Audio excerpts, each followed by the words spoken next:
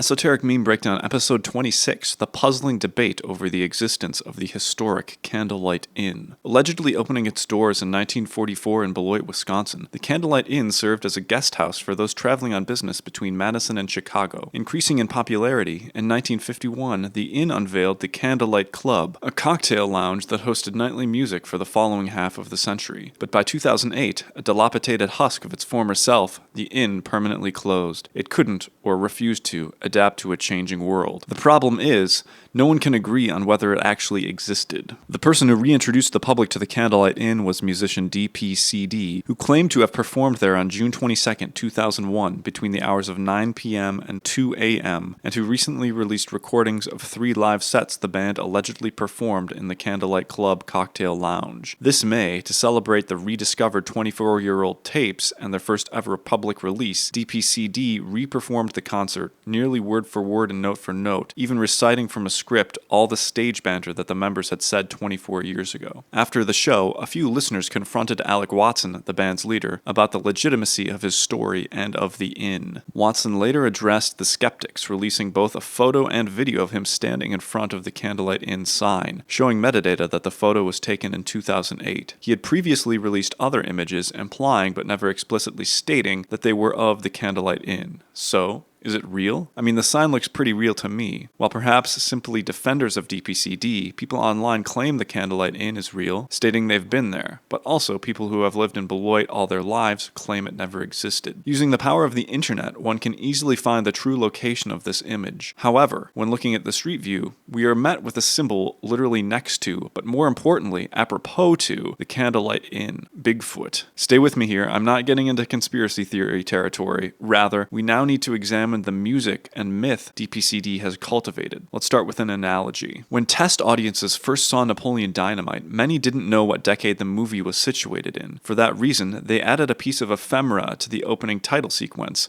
with the date on it to clue in audience members that the movie took place in the modern day, 2004-ish. While this may sound absurd in hindsight, the reality is that time moves differently in places like Preston, Idaho, where Napoleon Dynamite was shot, or Beloit, Wisconsin. In these smaller Midwestern towns, people drive older cars, houses have dated interiors, restaurants keep the same menu forever. Change happens so slowly that outsiders can feel as if they've stepped into a different era of American life, and they kinda have. These small towns, or pockets within them, can become islands of timelessness. People bashed the movie for being absurd and unrealistic. However, to others who live on similar islands, it felt very, very real. DPCD created a recording that channels this feeling of unbelievable hyper-specific timelessness by virtue of the music itself and how we contextualize its release in a veil of Midwestern myth. The songs themselves feel as if they could have been written and recorded any time from the 20s through the 1960s, and were written with the same techniques many songwriters found in the Great American Songbook used during their time. Listeners of oldies radio wouldn't even bat an eye if a song like Good Things Come to Those Who Wait came on. However, this is more than musical pastiche. DPCD has encapsulated and archived the feeling of walking into a still active space lost to time via immaculate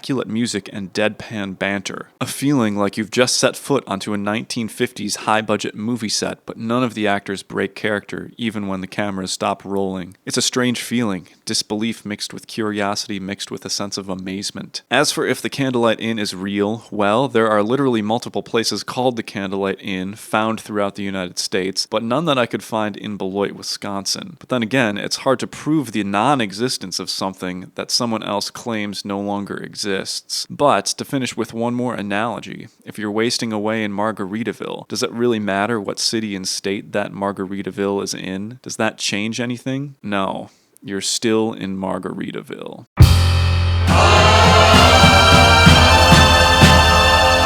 You can't say I didn't try. Let me know what meme you'd like me to cover next.